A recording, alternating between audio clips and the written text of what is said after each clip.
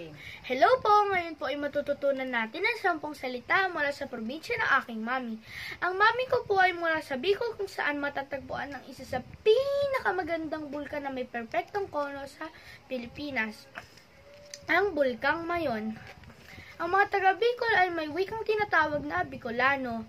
Ito ang nagsisilbing bilang lingua franca o pangunahing wika ng rehiyon. Halina't alamin natin ang 10 salitang Bicolano at ang kahulugan nito. Una, maganda, magayon. Ikalawa, mabait, mabuot. Ikatlo, malakas, makusog.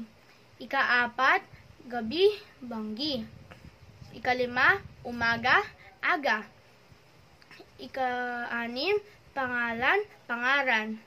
Ikapito, nakarinig, nakadangog. Ikawalo, ibon, gamgam. Ika-9, aso, ayam. Ika-10, madaldal, matabil.